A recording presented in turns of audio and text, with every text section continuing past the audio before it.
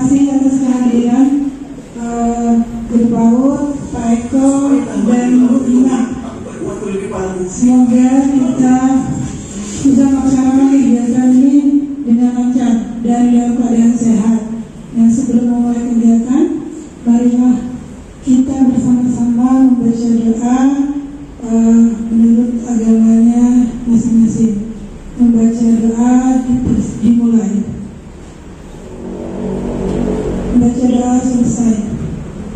Sambil menunggu teman-teman yang lain, kita pemanasan dulu dengan senam anak Indonesia hebat. Jadi berdiri dulu, kemudian cari posisi yang lenggang untuk bergerak. Kita jadi anak-anak hebat Indonesia satu hati kita jadi tangguh, makan berdiri kita jadi tumbuh, anak-anak hebat Indonesia. Bagaimana perasaannya setelah senam? Ada yang ketawa. Apakah sudah lebih segar? Lebih segar. Jadi ada kayak pikiran yang lebih jernih gitu. Benar enggak? Ya, karena tadi kita udah bergerak-gerak. Oke, kita lanjut ke materi ya. Jadi saya pelatihan pembelajaran mendalam di batch 3 in 1 bagi guru itu bergabung dengan formal dan ada 7 materi untuk guru. Jadi tugas saya adalah untuk mengimbaskan ke teman-teman supaya kita sama-sama memahami apa sih pelajaran mendalam dan mengapa sih harus dilakukan pembelajaran mendalam. Materi yang pertama yaitu pola pikir tumbuh. Nah, sebelumnya saya sampaikan dulu tujuan pengimbasan, yaitu pertama untuk meningkatkan kapasitas dan kompetensi pendidik SPNM SKB Kota Pontianak dalam menerapkan pembelajaran mendalam. Jadi kita biar satu persepsi bahwa pembelajaran mendalam itu memang harus kita laksanakan, harus kita terapkan supaya meningkatkan kualitas pembelajaran. Selanjutnya agar terjadi peningkatan capaian program di SPNM SKB Kota Pontianak. Selanjutnya pola pikir bertumbuh atau growth mindset dalam pembelajaran mendalam. Kira-kira teman-teman ada yang tahu nggak apa sih pola pikir bertumbuh? Atau begini, kalau teman-teman ini mendapat tantangan, apa yang teman-teman pikirkan? Ayo, silakan. Pak Eko mungkin, misalnya Pak Eko ini dapat tantangan nih, apa yang Pak Eko lakukan? Atau misalnya gini, apa ya tantangannya ya? Misalnya gini, Pak Eko ini guru PPKN, ya. Kemudian guru bahasa Inggris ini berhalangan ngajar atau karena dapat job lain dia berhenti, belum ada guru pengganti. Oleh kepala sekolah, Pak Eko dikasih job, Pak Eko bisa enggak ngajar bahasa Inggris? Apa yang Pak Eko lakukan? Pertama-tama saya ucapkan Assalamualaikum warahmatullahi wabarakatuh. Waalaikumsalam warahmatullahi wabarakatuh. Selamat pagi semuanya. Bismillahirrahmanirrahim. Terkait dengan adanya tugas lain yang diberikan oleh atasan terhadap kita yang di luar daripada kompetensi. Nah, kita anggaplah di luar daripada kompetensi. Kalau saya sih bicaranya fair-fairan, Bu ya. Fair-fairan dalam arti seperti ini. Yang pertama, yang paling penting adalah seperti yang telah kita sepakati bersama dalam beberapa kali pelatihan, bahkan mungkin selama pelatihan-pelatihan yang kita ikuti baik di dalam maupun di luar, kita harus, atau paling tidak tenaga pengajar yang meninggalkan mata pelajaran tersebut punya RPP-nya dulu, modul ajarnya dulu, sebagai panduan kita untuk mengajar. Itu dulu. Kalau dia sudah punya itu, kita mungkin akan lebih enak. Paling tidak ada arahnya. Itu kalaupun seandainya memang ketika guru itu ternyata berhentinya di memasuki tahun ajaran baru, artinya belum mulai pembelajaran. Perangkat pembelajaran belum dimulai apa segala macam. Paling tidak ketika kita mengiyakan, iya Bu saya siap, berarti kita harus mencari referensi dalam beberapa terkait dengan perencanaannya dulu nih. Perencanaannya dulu, RPP-nya kita cari entah di BMM atau di mana paling tidak. Kemudian yang kedua, kita pelajari dulu materi dasarnya. Materi dasarnya, kunci daripada materi itu misalnya adalah kalau di SD misalnya tentang buah-buahan fruit. Nah, paling tidak nama-nama buah-buahan itu kita tahu dulu bahasa Inggrisnya seperti apa. Nah, permasalahannya kan tinggal menyambungkan is, this is, that is, kan seperti itu, sama dengan ini, kan ini itu, ini this, itu that, nah kan gitu. Tinggal penempatan kata saja. Nah, kemudian jika kemudian menemukan kata-kata yang lebih kompleks terkait bahasa Inggris, kita harap maklum ini bukan kompetensi kita. Boleh paling tidak kita menggunakan misalnya Google Translate, kamus dan segala macam. Nah, dalam proses pembelajarannya, kalau di kelas rendah, mungkin kalau di kelas tinggi ada peserta didik kita yang lebih mahir bahasa Inggris dengan kita. Nah, kita juga bisa memanfaatkan mereka dalam proses pembelajaran sebagai contoh misalnya. Nah, kalau ada murid seperti itu misalnya ya, kita ngajar di kelas 11 bahasa Inggris, kita ini guru BPKN, terus ada murid seperti itu, bisa kita manfaatkan misalnya dengan pola tutur sebaya, bermain peran dan sebagainya. Nah, kemudian tidak lupa juga karena kita sudah menerima ini amanah, kemudian kita menerima oke siap ya, berarti memang kita harus belajar.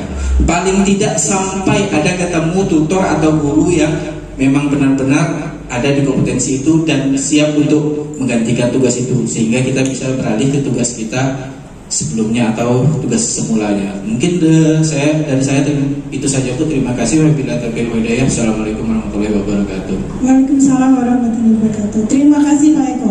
Jadi kalau berdasarkan pemaparan Pak Eko ini, Pak Eko sudah pola pikirnya ground, sudah tumbuh dah. Kemudian kalau yang lain ada berpendapat, silakan.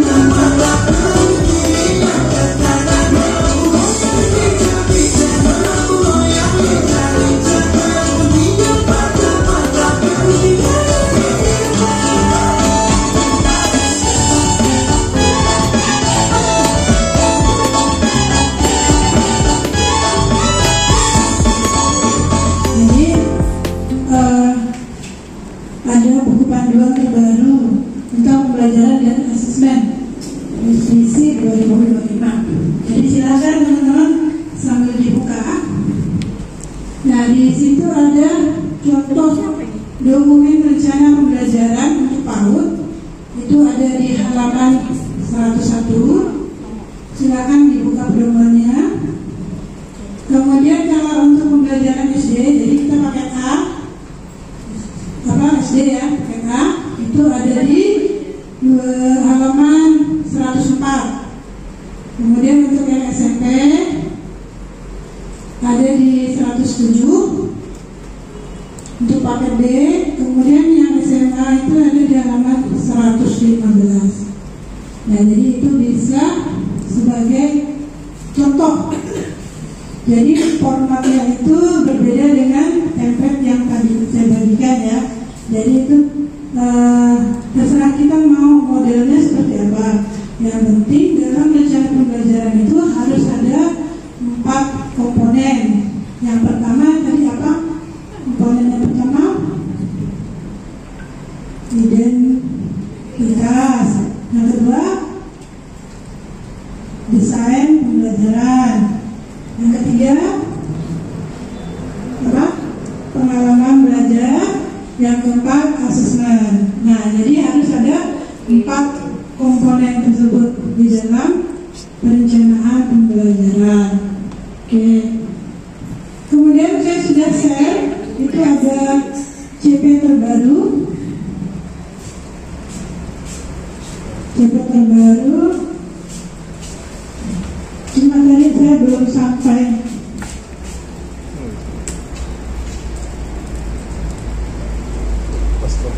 Nah ini tadi belum apa mencarinya itu kan sampai 1691 halaman tuh yang CP terbaru, keputusan Kepala Badan Standar Kurikulum dan Asesmen Pendidikan Kementerian Pendidikan Dasar dan Menengah nomor 46/HGR/KR/2025 tentang capaian pembelajaran pada pendidikan anak usia dini, jenjang pendidikan dasar dan jenjang pendidikan menengah.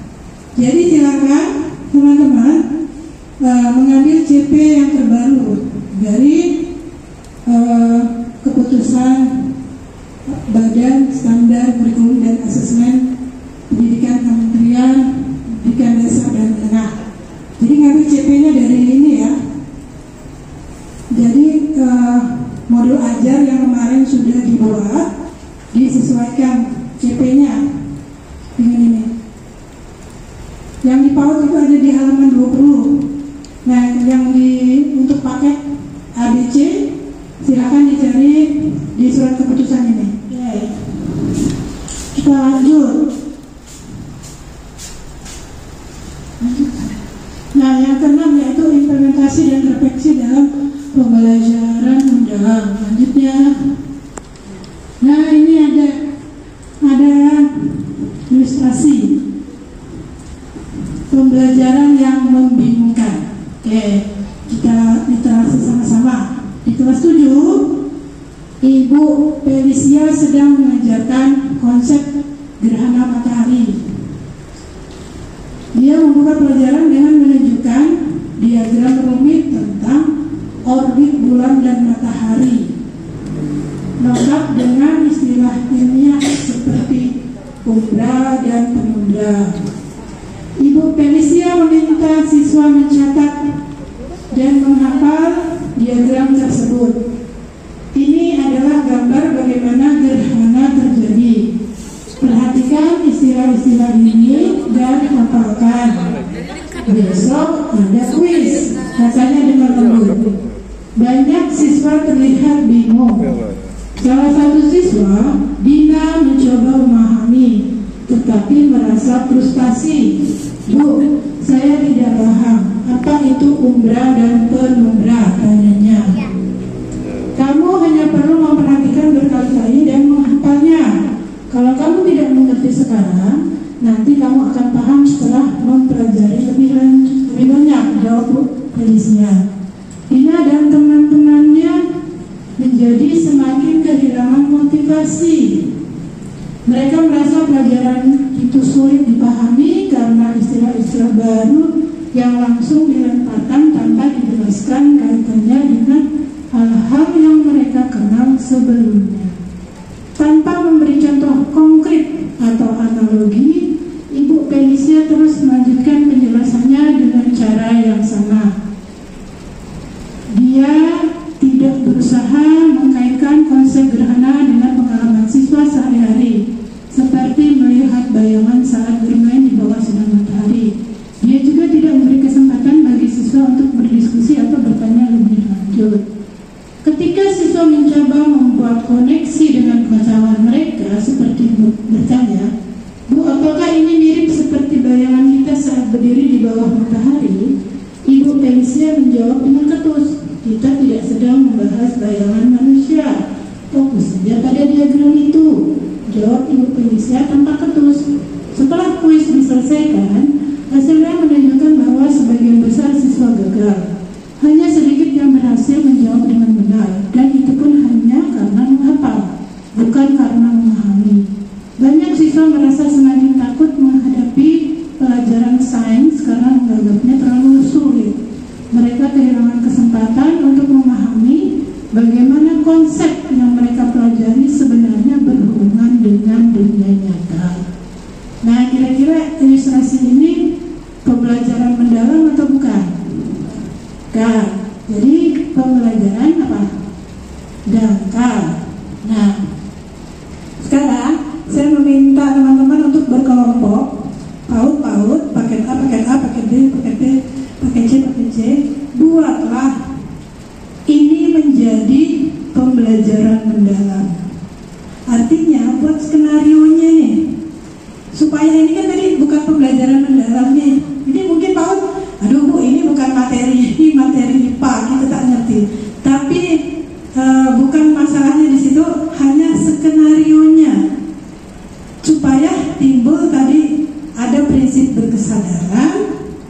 bermakna, kemudian apa lagi? Menggembirakan. Kemudian ada pengalaman belajar, apa?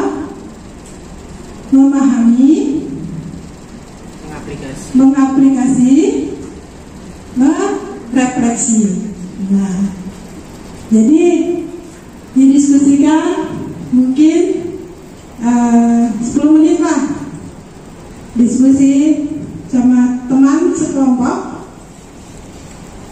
Nanti bisa dibuat pakai mood, misalnya gini, berprinsip berkesadaran. Bu Felicia tuh harus ngapain, nah gitu. Terus prinsip bermakna, seharusnya Bu Felicia ini begini. Kemudian menggembirakan, seharusnya Bu Felicia seperti ini nih. Oke, silakan dikerjakan di kelompoknya, berdiskusi. Nanti kalau udah share di link, nanti kita lihat bagaimana. Ini baru pemanasan untuk membuat rencana pembelajaran. Namanya respon terhadap setting pembelajaran yang belum mendalam. Dari ceritanya tokoh Bu Felicia. Jadi di sini kita coba membuat skenario fase per fase tentang proses pembelajaran yang dilakukan. Yang pertama itu di aktivitas pembukaan. Kita ubah prosesnya jadi tidak langsung menunjukkan diagram, tetapi Ibu Felicia ini memutar video singkat atau menampilkan gambar gerhana matahari. Ini opsional ya, karena kita kadang-kadang kondisi sekolah ini beda-beda. Video singkat atau menampilkan gambar gerhana matahari total yang terjadi di Indonesia beberapa tahun lalu.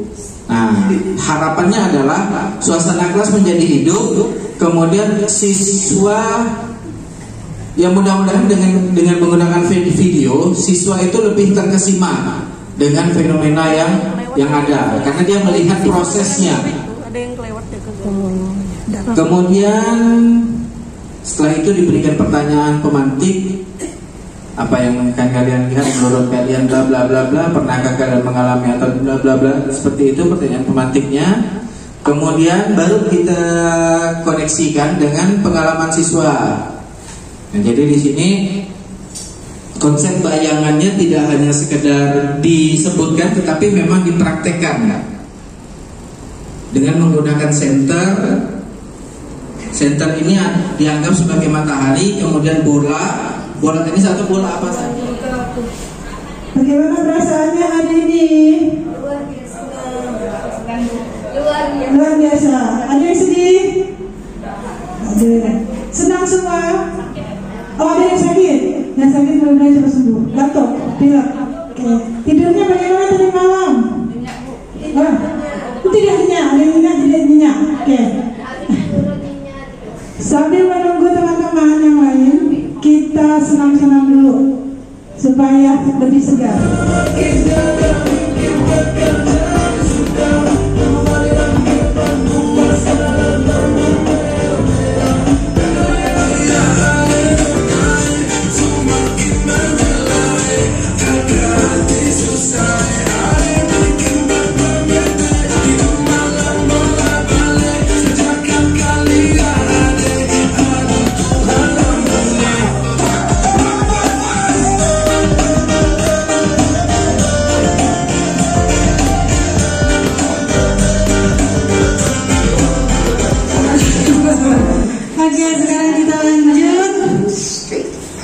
Ke refleksi modul yang kemarin. Nah, saya minta teman-teman berdiri sesuai kelompoknya, PAUD, pakai B, pakai C,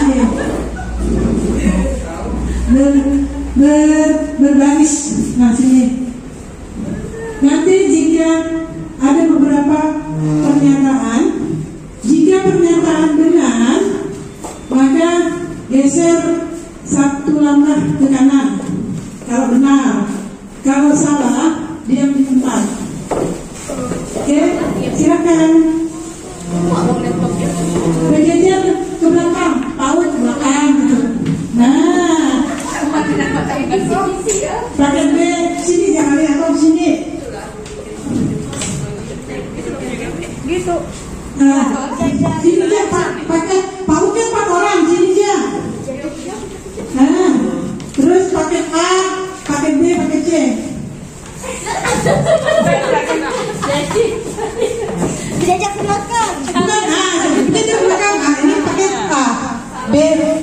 Oke. Nah, kalau pernyataannya benar, geser ke kanan. Kalau salah, diam di tempat. Oke. Nah, pernyataan pertama. Ada korelasi positif antara murid yang memiliki growth mindset atau pola pikir bertumbuh dengan hasil akademik di suatu negara. Benar apa salah?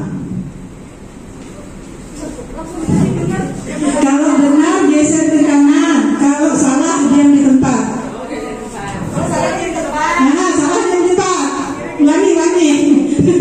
Kalau benar geser ke kanan. Kalau salah diam di tempat. Oke, 1, 2, 3, benar apa salah? Kita lihat ya. Ya, benar. Jadi hasil survei mindset dengan bisa Indonesia itu tahun 2018 termasuk satu dari 6 negara yang memiliki presentasi murid growth mindset di bawah 40%. Jadi ada korelasi positif antara jumlah murid yang growth mindset dengan hasil akademik di suatu negara. Jadi pola pikir murid itu sangat ditentukan oleh pola pikir gurunya. Jadi kalau gurunya pola pikirnya growth mindset, insya Allah muridnya juga demikian. Oke, lanjut. Pernyataan kedua. Pola pikir akan mendikte tindakan yang dilakukan serta akan menentukan hasil yang diperoleh. Apakah pernyataan ini benar?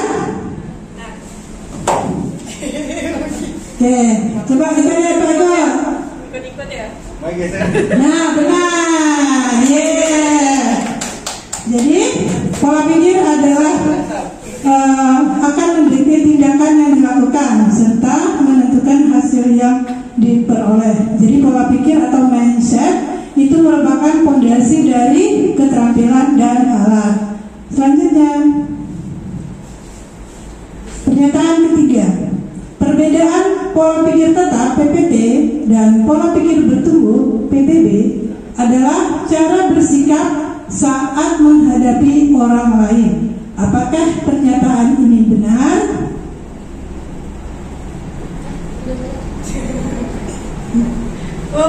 Oke, salah semuanya ya. Oke. Salah. Oke. Jadi menurut Profesor Kalordecek membagi mindset menjadi 2 tipe, yaitu pola pikir tetap (PPT) dan pola pikir bertumbuh (PBB). Perbedaan utama yaitu cara bersikap pada saat berhadapan dengan masalah, tantangan, dan kesulitan. Jadi kalau orangnya PPB, dia tantangan itu merupakan peluang belajar, ya, jadi akan diterima. Tapi kalau yang PPD, tantangan itu akan dihindari. Oke, lanjut. Pernyataan keempat. Agar guru bisa menjalankan peran barunya sebagai aktivator, kolaborator, dan builder learning culture, guru perlu memiliki kemampuan untuk mendorong murid berubah dari pola pikir tetap menjadi pola pikir bertumbuh dengan cara membantu murid menyelesaikan semua masalah dan hambatan. Apakah pernyataan ini benar? Kalau benar geser ke kanan, kalau salah tetap di tempat.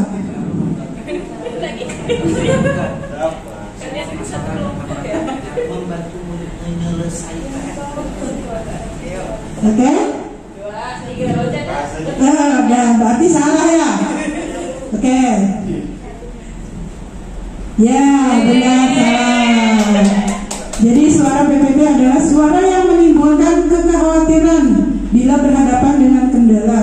Sebaiknya suara PPB memunculkan rasa optimisme saat berhadapan dengan tantangan dan kesulitan. Keterampilan untuk mengubah suara PPT menjadi PBB perlu dimiliki oleh pendidik.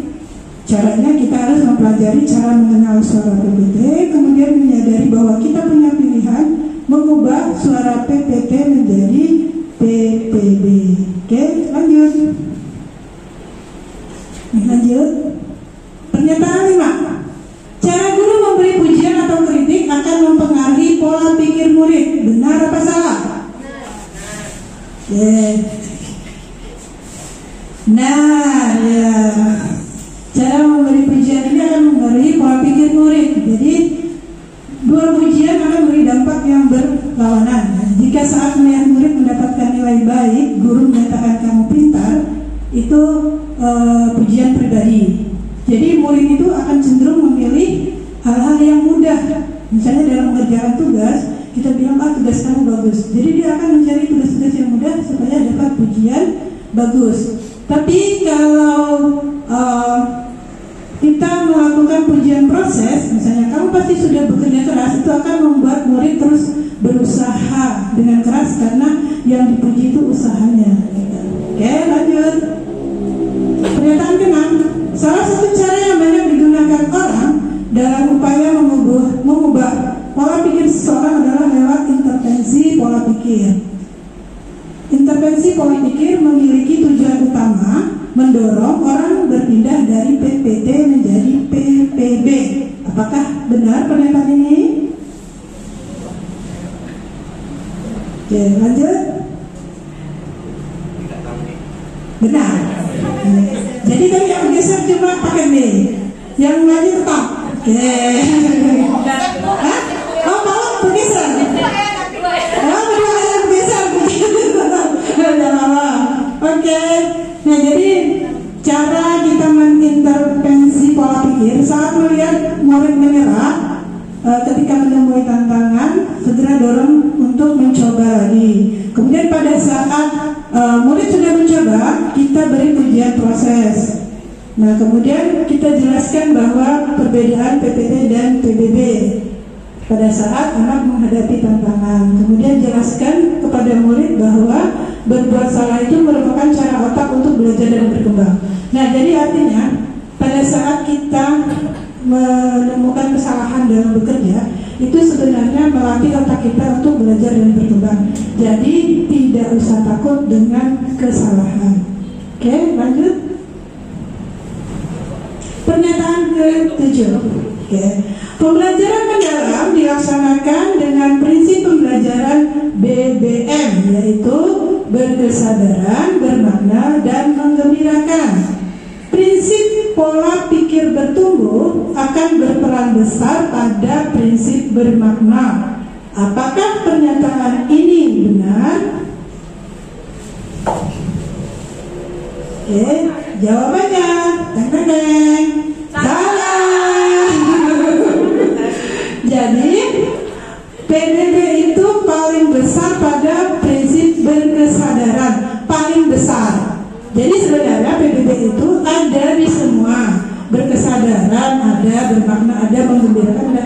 Tapi paling besar, artinya yang paling kuat itu ada di prinsip berkesadaran, ya, PBB. Oke, lanjut. Pernyataan ke-8. Pengalaman belajar terdiri dari memahami, mengaplikasi, dan merefleksi. Prinsip pola pikir bertumbuh paling banyak berperan di dalam pengalaman belajar, khususnya pada tahap mengaplikasi. Apakah pernyataan ini benar? Oke, kita cari jawabannya. Salah. Jadi paling besar pada merefleksi. Nah, jadi tadi kalau di prinsip pembelajarannya dia di berkesadaran, di pengalaman belajarnya di refleksi. Karena dengan refleksi ini kan murid akan tahu apa yang sudah dipelajarinya, apa yang harus dipelajarinya. Nah, gitu ya. Oke, lanjut. Pernyataan ke-9. Konsep memuliakan dalam pembelajaran mendalam dilakukan untuk membantu semua peserta didik memperoleh nilai tinggi dalam rapor. Apakah pernyataan ini benar? Oke, salah. Oke, salah ada. Oke ya. Jadi konsep memuliakan dalam pembelajaran mendalam untuk menghargai keberagaman, potensi, martabat, dan kebutuhan siswa, tidak hanya fokus pada nilai. Jadi yang harus dilakukan adalah pengalaman belajar. Pembelajaran dilakukan tidak sekedar menyampaikan materi, tetapi mengajak siswa mengaplikasi dengan mempraktekkan yang dipelajari di kehidupan nyata dan melakukan refleksi. Guru harus memastikan proses belajar berjalan efektif melalui prinsip berkesadaran, bermakna, dan menggembirakan. Oke, lanjut. Ya, habis. Terima kasih. Terima kasih. Semangat. Jadi udah bisa ya mereview kembali. Nanti setelah teman-teman melaksanakan rencana pembelajarannya yang sudah dibuat belum? Belum selesai. Kalau belum selesai, saya kasih waktu 1 jam untuk menyelesaikan. Oke. Kemudian nanti ada yang maju untuk menampilkan. Saya bagi kelompok PAUD presentasi, kelompok paket B yang umpan balik. Jadi yang memberi umpan balik kemarin kan kita udah kelar tuh. Nah, jadi nanti dari paket A, pada saat paket A tampil, nanti yang umpan baliknya paket B. Pada saat paket B tampil, umpan baliknya paket C.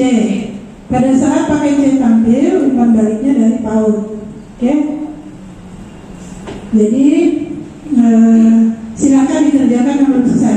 Kalau sudah selesai nanti share di link di Google yang sudah di Google Drive yang sudah saya share.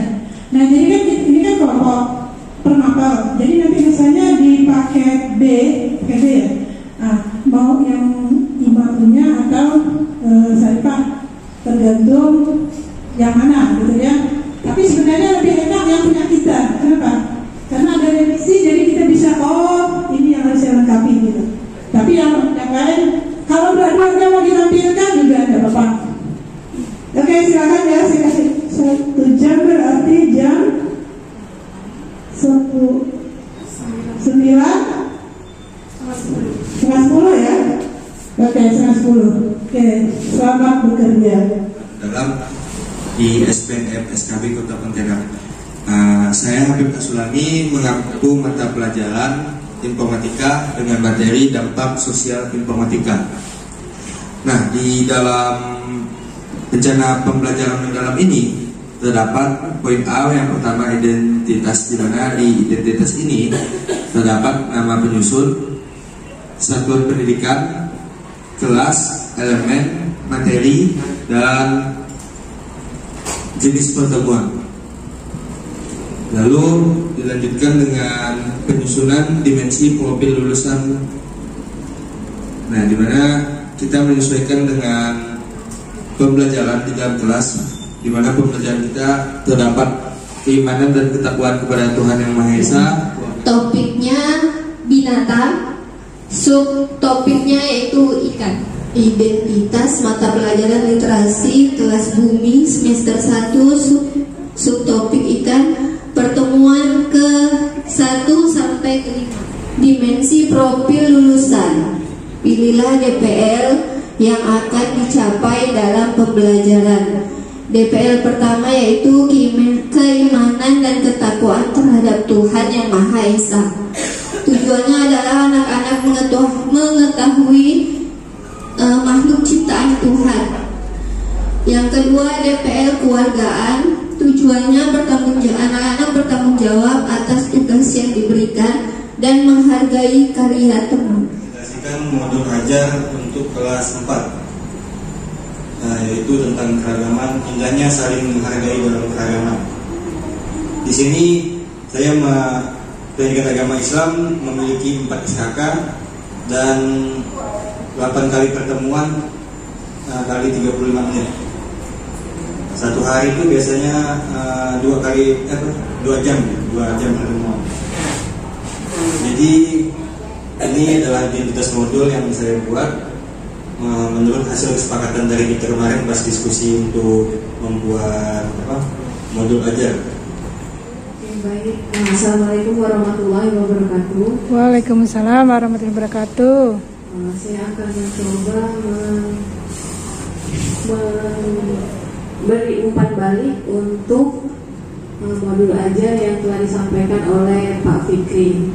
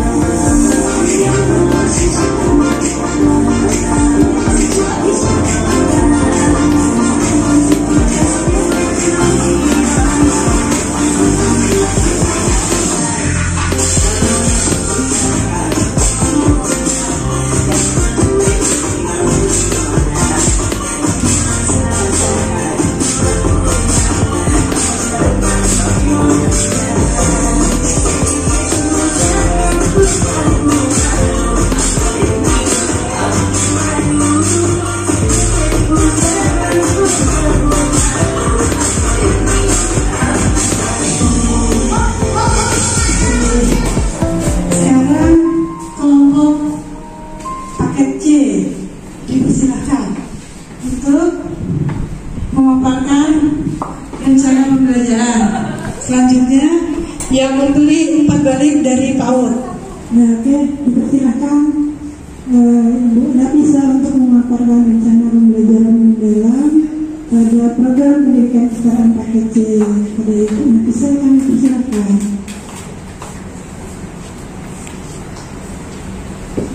Baik, terima kasih atas kesempatannya. Assalamualaikum warahmatullahi wabarakatuh. Waalaikumsalam warahmatullahi wabarakatuh. Pelajaran Bahasa Indonesia kelas 11. Materinya unsur-unsur membangun pertunjukan drama. Nah, untuk alokasi waktunya ini masih belum dipikirkan, Bu. Mau berapa kali pertemuan. Jadi untuk DPR-nya, Kalau benar, angkat jempol. Kalau salah, silangkan tangan. Oke?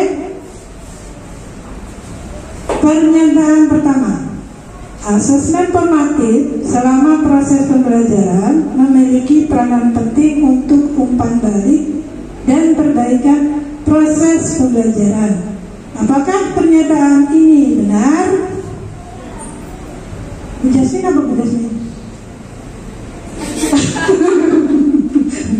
Oke, semua jempol ya. Oke, benar. Jadi asesmen formatif itu sama proses pembelajaran bertujuan untuk memberi umpan balik dan perbaikan proses pembelajaran. Asesmen formatif dapat dilakukan di awal dan selama proses pembelajaran. Jika ini dilakukan dengan baik akan membantu pencapaian tujuan pembelajaran. Tujuan pembelajaran tadi asesmen sumatif. Oke, kita lanjut. Pernyataan kedua. Asesmen yang dilakukan untuk mengukur capaian tujuan pembelajaran dan biasanya dilakukan di akhir pembelajaran merupakan asesmen formatif. Benar atau salah? Oke. Betul, salah. Jadi asesmen yang dilakukan untuk mengukur pencapaian tujuan pembelajaran dan akhir pembelajaran adalah asesmen sumatif atau asesmen of learning.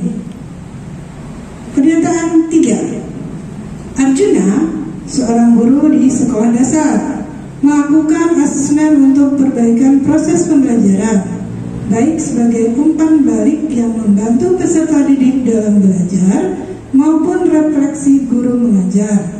Apa yang dilakukan guru tersebut sejalan dengan prinsip asesmen for learning. Apakah pernyataan ini benar? Dikira apa, Pi? Kalau benar jempol, kalau salah silang. Asik. Benar, ya mantap ya. Berarti asesmen untuk umpan balik dan perbaikan proses pembelajaran disebut asesmen for learning atau asesmen formatif. Pernyataan keempat. Anita yang mengajar IPS di SMP sering melakukan penilaian berupa jurnal reflektif assessment dan form checklist yang digunakan untuk refleksi proses pembelajaran dan refleksi diri peserta didik. Hal ini merupakan bagian dari assessment of learning. Benar atau salah?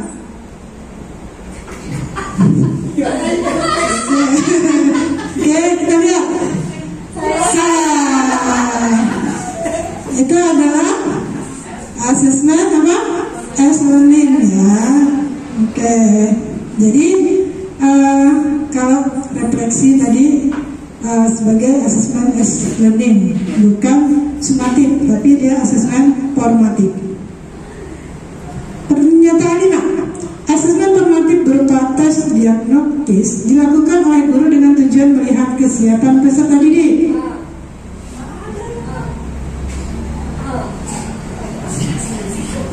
Benar. Jadi asesmen awal itu untuk apa?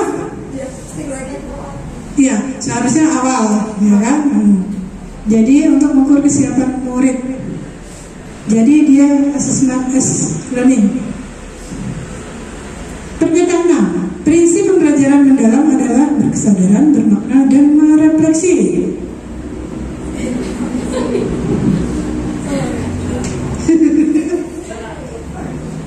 Ya, salah. Harusnya bukan merefleksi kan? Harusnya ya menggembirakan, berkesadaran, bermakna, dan menggembirakan.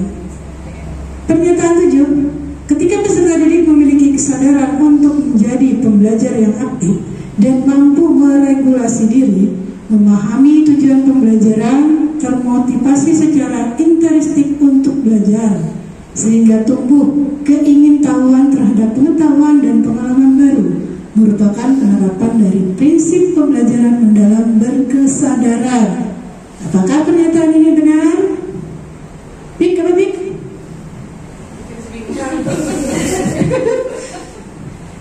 Oke, benar ya, berkesadaran. Pernyataan ke-8. Pembelajaran yang kontekstual atau relevan dengan kehidupan nyata, berkaitan dengan pengalaman sebelumnya dan ilmu lain serta bermanfaat untuk diterapkan dalam konteks baru, merupakan penerapan prinsip pembelajaran menggembirakan. Apakah pernyataan ini benar? Pikirin lagi ini. Salah ya. Dia prinsip bermakna. Pernyataan 9. Pembelajaran yang menciptakan suasana belajar yang positif, menantang, menyenangkan, dan memotivasi. Rasa senang dalam belajar membantu peserta didik terhubung secara emosional sehingga lebih mudah memahami, mengingat, dan menerapkan pengetahuan. Ketika peserta didik menikmati proses belajar, motivasi intrinsik mereka akan tumbuh, mendorong rasa ingin tahu, kreativitas, dan keterlibatan aktif. Hal ini merupakan prinsip pembelajaran menggembirakan. Apakah pernyataan ini benar? Benar. Oke. Pernyataan 10. Pengalaman belajar memahami, mengaplikasi, dan merefleksi harus ada dalam aktivitas pembelajaran mendalam. Benar. Oke, jadi harus ada dalam pembelajaran mendalam, ya. Pernyataan 11. Lagi. Membuat ringkasan materi yang dipahami untuk menguji pemahaman mereka sendiri, menghubungkan dengan konteks nyata atau kehidupan sehari-hari, berpikir kritis dan mencari solusi inovatif berdasarkan pengetahuan yang ada, meregulasi diri dan emosi dalam pembelajaran. Karakteristik pengalaman belajar mengaplikasikan adalah pada nomor 2. Apakah pernyataan ini benar?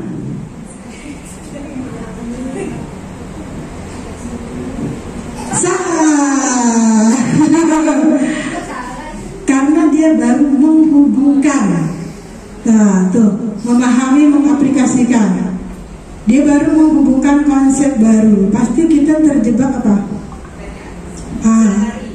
Mengaplikasikan ya. Dia menghubungkan dengan konteks nyata dan atau kehidupan sehari-hari. kalau mengaplikasikan, dia bisa menghubungkan konsep baru dengan pengetahuan sebelumnya. Jadi tadi pasti berpikir mengaplikasi, nah, padahal dia baru memahami, ya, karena baru menghubungkan konteks. Oke, pernyataan 12. Guru mengajar peserta didik menghubungkan materi yang dipelajari dengan konteks nyata atau kehidupan sehari-hari dengan mengeksplorasi pengalaman terhadap permasalahan sampah di sekitar sekolah. Sebelum menyampaikan topik tentang permasalahan tersebut, kegiatan tersebut merupakan contoh penerapan pengalaman belajar pada tahap memahami. Apakah pernyataan ini benar? Bisa please? Benar. Oke. Lanjut 13. Banyak ternyata. Guru mengajar peserta didik menerapkan pemahamannya tentang permasalahan sampah di sekitar lingkungan sekolah dengan cara membuat kompos, ekoenzim, dan berbagai kegiatan lainnya. Kegiatan tersebut merupakan contoh penerapan pengalaman belajar pada tahap memahami. Apakah pernyataan ini benar? Berarti dia tetap apa? Mengaplikasi.